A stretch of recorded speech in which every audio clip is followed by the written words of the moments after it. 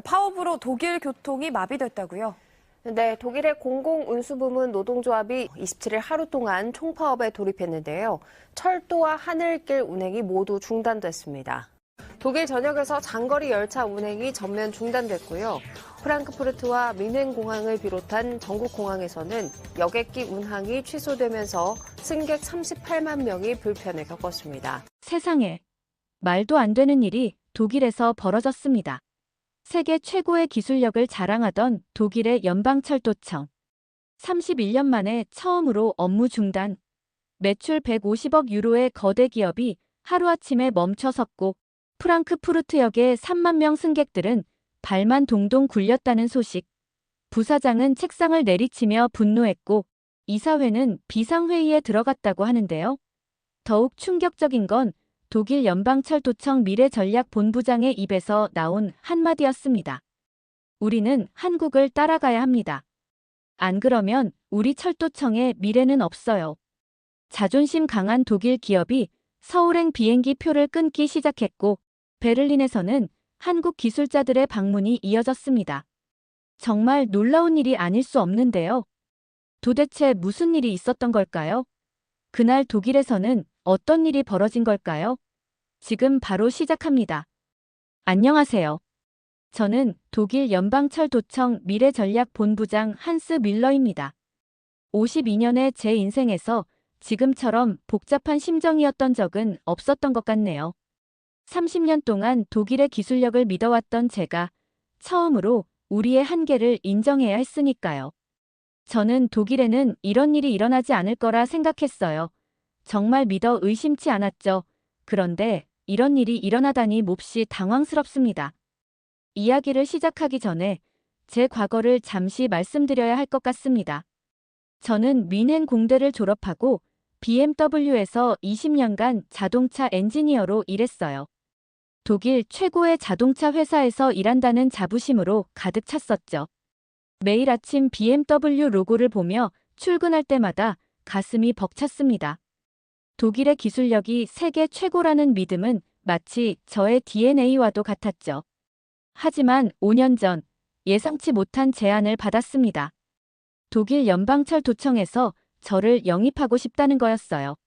처음에는 거절했습니다. 자동차와 철도는 전혀 다른 분야니까요. 철도 쪽에서 일할 자신이 없었습니다. 그런데 철도청의 제안은 달랐어요. 그들이 원한 건 제가 가진 자동차 산업의 혁신 마인드였습니다. 밀러 씨, 우리 철도청은 변화가 필요합니다. 100년 넘게 이어온 전통이 오히려 발목을 잡고 있어요. 독일 철도의 새로운 혁신이 필요한 시점입니다. 그들의 말이 맞았습니다.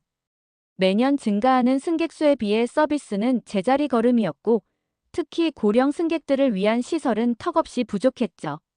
게다가 프랑크푸르트역이나 베를린역 같은 대형 역사의 식음료 시설은 30년 전이나 지금이나 똑같았습니다. 결국 저는 새로운 도전을 받아들였고 미래전략본부장이라는 중책을 맡게 되었습니다. BMW에서의 경험을 살려 철저한 분석과 계획을 시작했죠. 독일다운 정확성과 체계성으로 모든 것을 바꾸려 했습니다. 하지만 현실은 달랐어요. 밀러 본부장님, 이건 자동차 공장이 아닙니다. 매일 300만 명이 오가는 살아있는 공간이에요. 이론대로 되지 않습니다. 현장 책임자들의 말이 맞았습니다. 제가 만든 완벽한 매뉴얼은 현실에서 전혀 통하지 않았어요. 열차 지연이 발생하면 모든 계획이 무너졌고 식당의 인력 운영은 하루하루가 비상 상황이었습니다. 특히 고령 승객을 위한 서비스 개선은 더딥기만 했습니다. 에스컬레이터를 늘리고 엘리베이터를 설치하는 것만으로는 부족했어요. 의자 하나, 간식 하나를 사기 위해 몇백 미터를 걸어야 하는 현실이 안타까웠습니다. 시간표대로만 달리면 된다고요?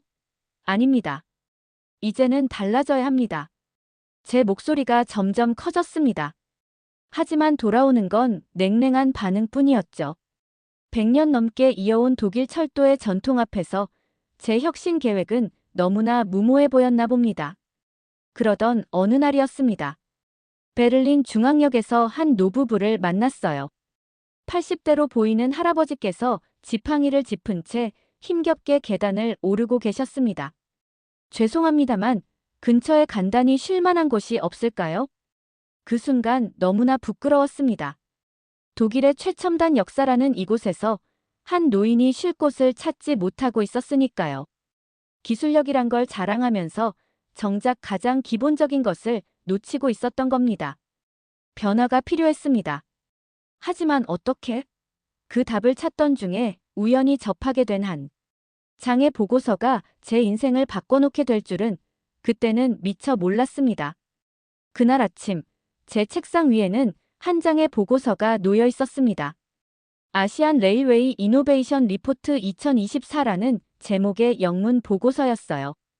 평소라면 대수롭지 않게 넘겼을 텐데 표지의 한 장의 사진이 제 시선을 사로잡았습니다. 서울의 한 지하철역 모습이었는데 마치 미래의 역사처럼 보였어요. 스크린도어는 기본이고 역사 내 편의시설은 제가 상상하던 모든 것을 뛰어넘었습니다.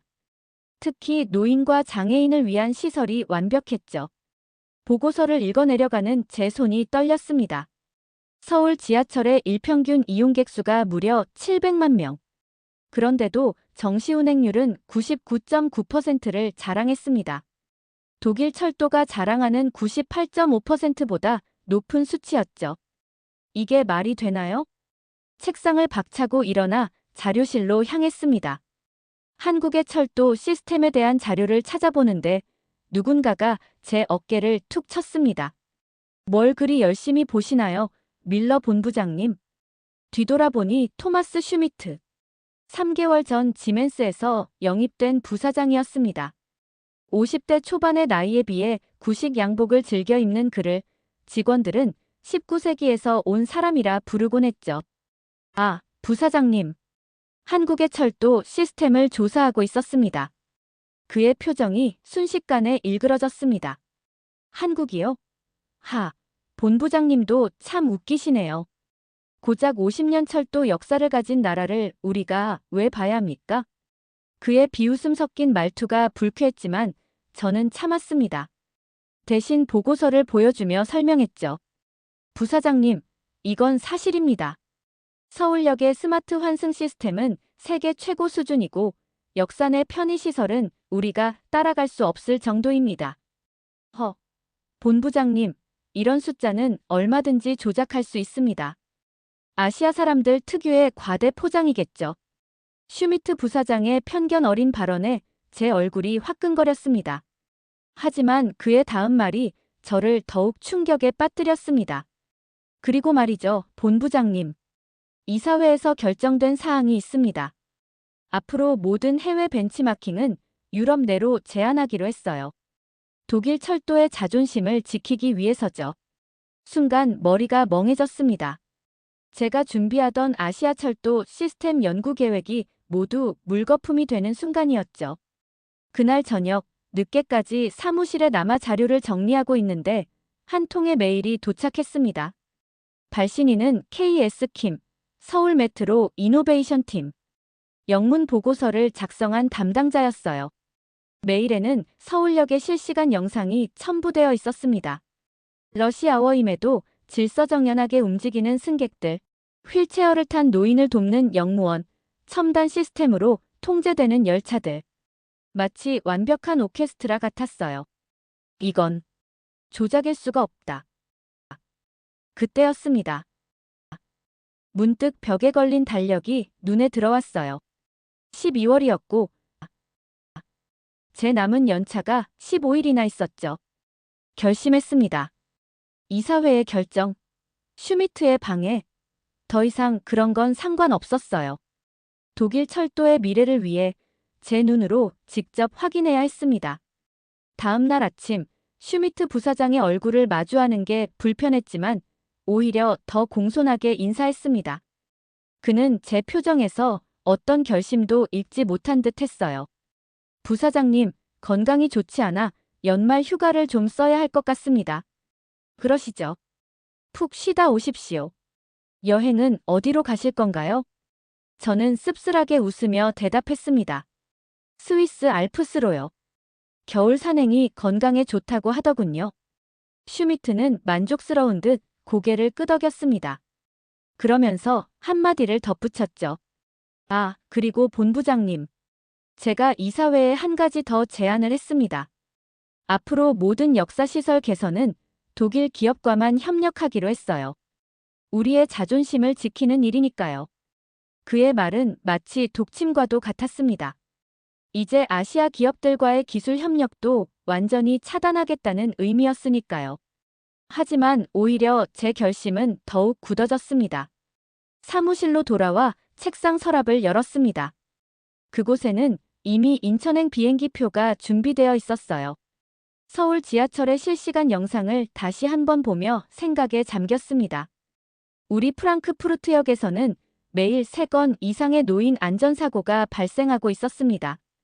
베를린역의 승객 만족도는 5년째 하락세였고 뮌헨역의 식음료 시설은 위생 문제로 끊임없이 지적을 받고 있었죠. 이대로는 안 됐습니다. 슈미트와 같은 구시대적 사고방식에 갇혀있다간 독일 철도의 미래는 없을 것이 분명했어요. 마지막으로 모니터에 떠있는 서울역 영상을 보며 중얼거렸습니다. 두고 보시죠, 슈미트 부사장님.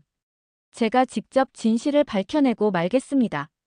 그렇게 저의 은밀한 한국행이 시작되었습니다. 그때만 해도 이 여정이 제 인생을 완전히 뒤바꿔 놓을 줄은 상상도 못했습니다. 더욱이 제가 돌아올 때는 독일 철도의 100년 역사가 새롭게 쓰여질 것이란 사실은 더더욱 알지 못했죠. 인천공항에 도착한 순간부터 저는 충격의 연속이었습니다. 공항철도를 타는 순간 제가 알던 철도의 개념이 완전히 무너지기 시작했어요. 이게 정말 공항철도가 맞나요? 제 옆자리에 앉은 독일인 관광객이 같은 생각을 했나 봅니다. 마치 호텔 라운지 같은 좌석, 흔들림 하나 없는 주행, 그리고 완벽한 와이파이까지.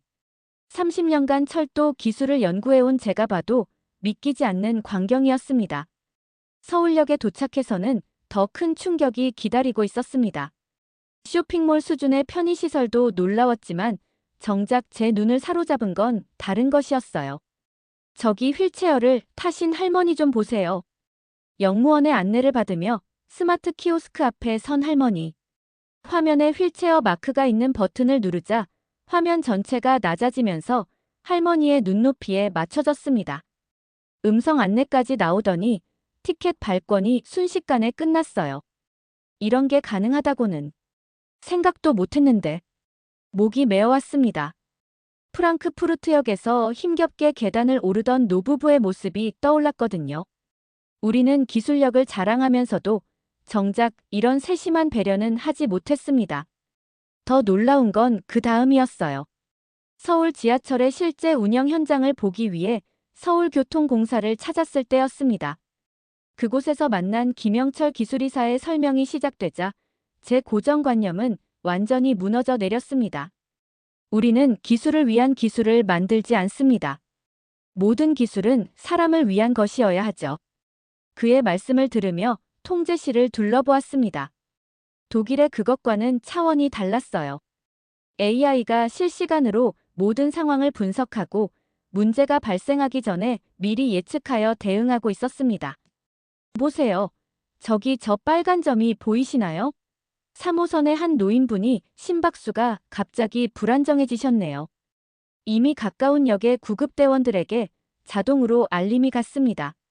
심지어 열차 안의 승객 건강 상태까지 모니터링할 수 있다니. 저는 그만 웃음이 나왔습니다. 우리가 얼마나 뒤처져 있는지 실감하게 된 거죠. 그런데 이런 시스템을 도입할 때 반발은 없었나요? 독일에서는 상상도 할 수 없을 것 같은데. 제 질문에 김 이사는 의미심장한 미소를 지었습니다. 물론 있었죠.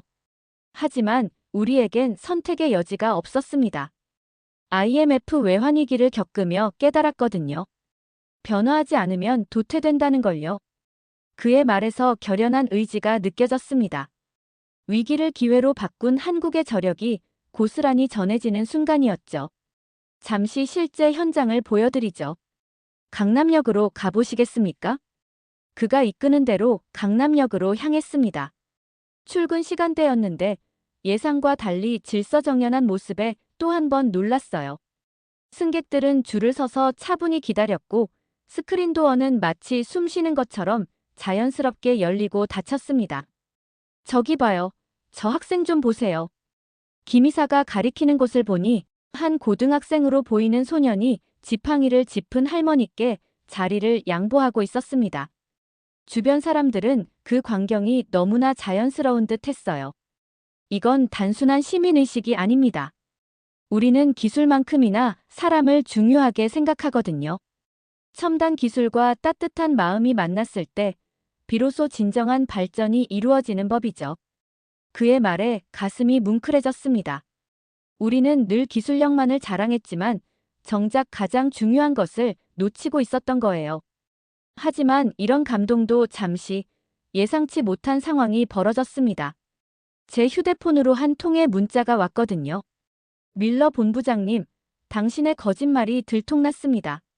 지금 즉시 베를린으로 돌아오시지 않으면 이사회에 정식으로 안건을 상정하겠습니다. 발신인은 슈미트 부사장이었습니다. 슈미트의 문자를 읽는 순간 등줄기에 식은땀이 흘렀습니다. 어떻게 알아낸 걸까요? 분명 완벽하게 준비했다고 생각했는데.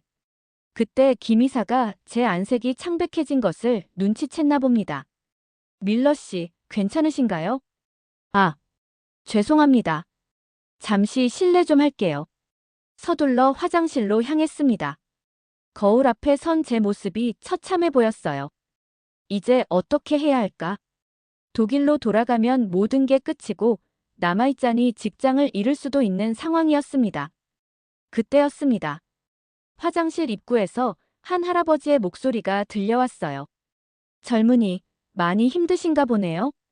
고개를 들어보니 80대로 보이는 한 할아버지가 따뜻한 미소를 지으며 서 계셨습니다. 주머니에서 작은 물병을 꺼내 건네시더니 뜻밖의 말씀을 하셨어요. 저는 40년 전 독일에서 기술 연수를 받았답니다. 그때 배운 게 지금의 한국철도 기술의 기초가 되었죠. 순간 귀를 의심했습니다.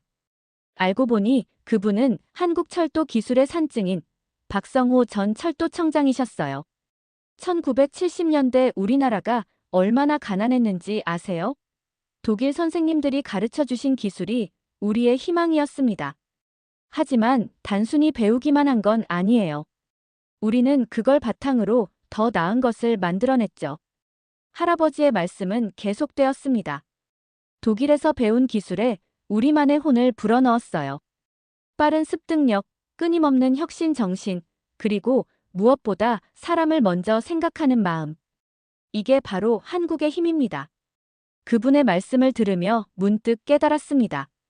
우리는 늘 독일의 기술력을 자랑스레 이야기했지만 정작 새로운 시대에 맞는 혁신은 하지 못했던 거예요. 지금 독일 철도가 겪는 어려움을 잘 알고 있습니다. 하지만 그건 기술의 문제가 아니에요. 마음의 문제죠. 시대의 변화를 받아들일 용기가 필요한 겁니다. 할아버지의 말씀은 제 가슴을 울렸습니다.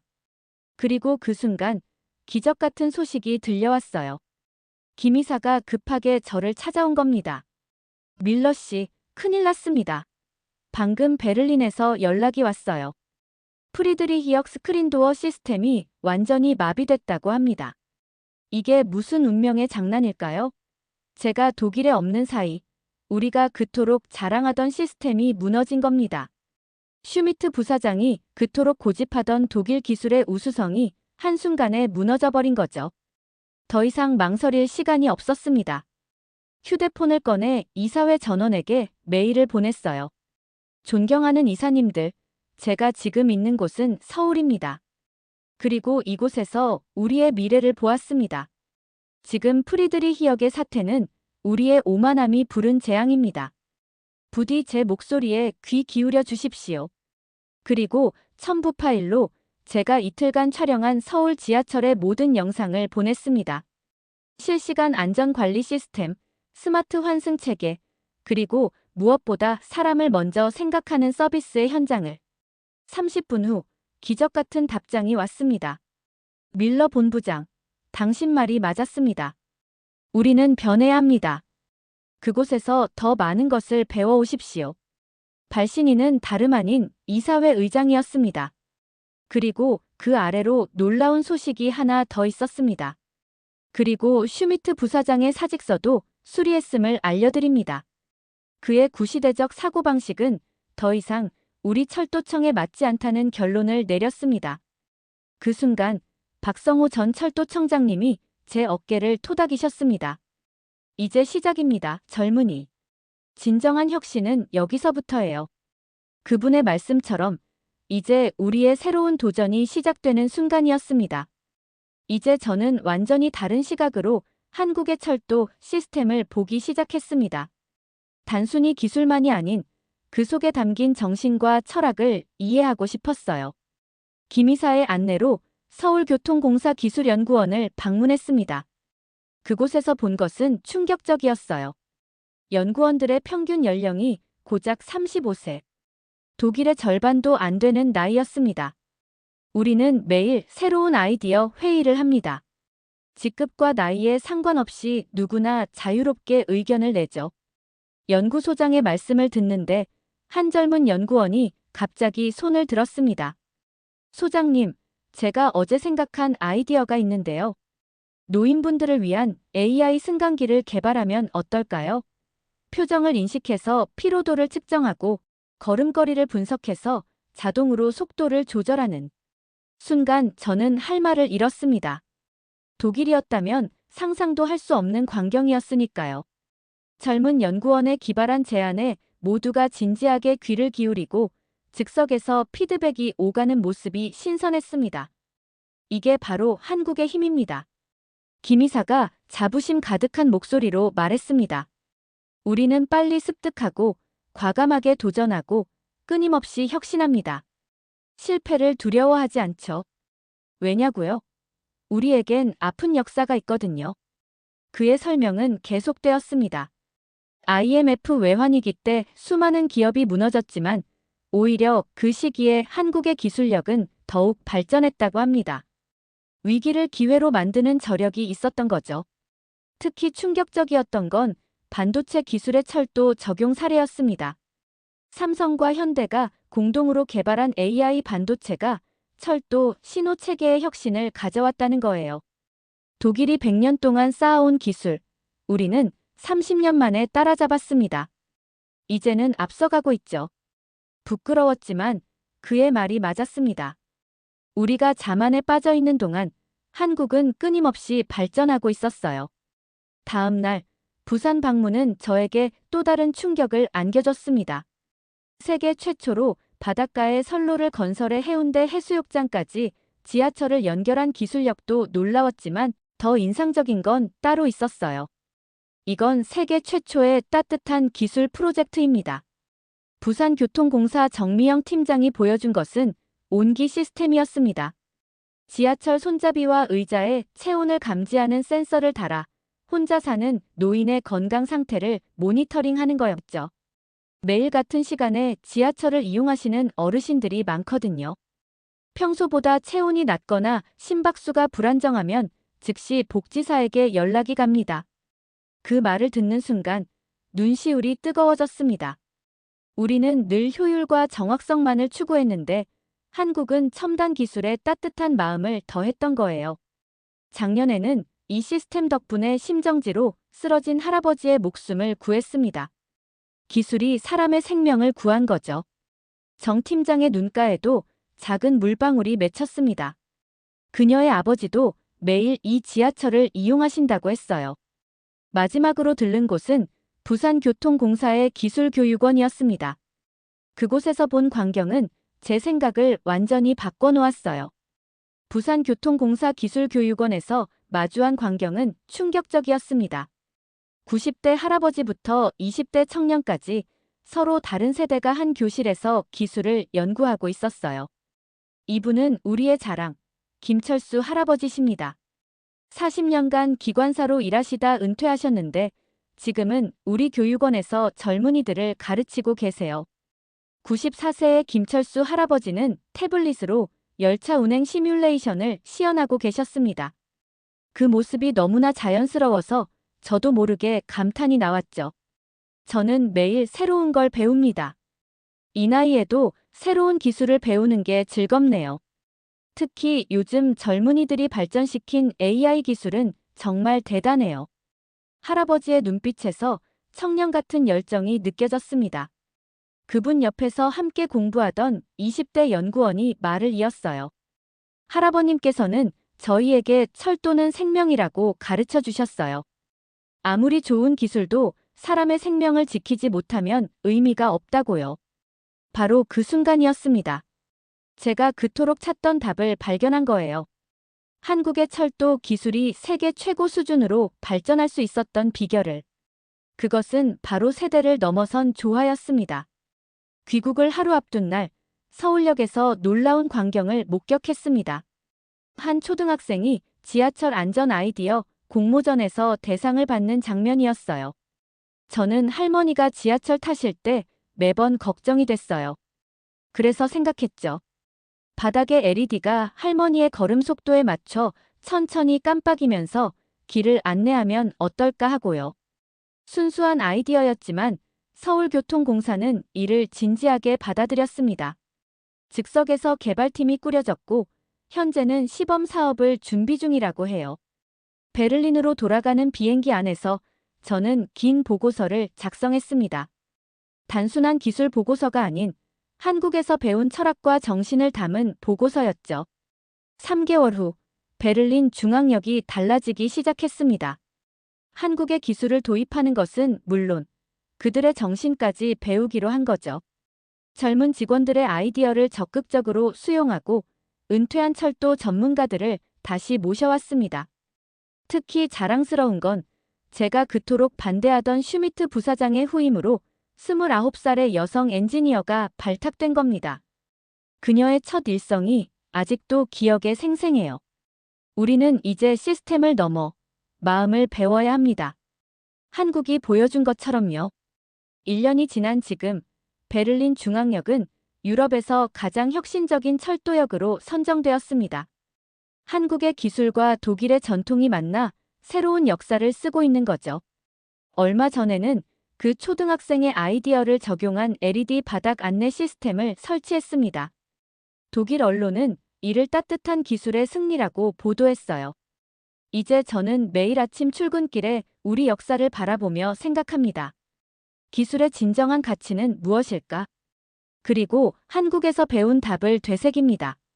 사람을 향하는 기술, 세대를 잇는 지혜, 그리고 멈추지 않는 혁신 정신. 이것이 바로 제가 한국에서 배운 철도 철학입니다. 오늘도 베를린 중앙역에는 따뜻한 미래로 향하는 기차가 달립니다. 그리고 저는 매일 아침 한국에서 보았던 그 모습들을 떠올립니다. 서울역의 질서정연한 승객들, 부산역의 따뜻한 기술들, 그리고 무엇보다 그곳에서 만난 모든 분들의 진심 어린 모습들을. 특히 94세의 김철수 할아버지께서 하신 말씀은 영원히 잊지 못할 것 같습니다. 기술은 결국 사람을 위한 것이어야 하네. 그게 바로 우리나라가 이토록 빠르게 발전할 수 있었던 비결이지. 이제 독일 철도의 새로운 역사가 시작되고 있습니다.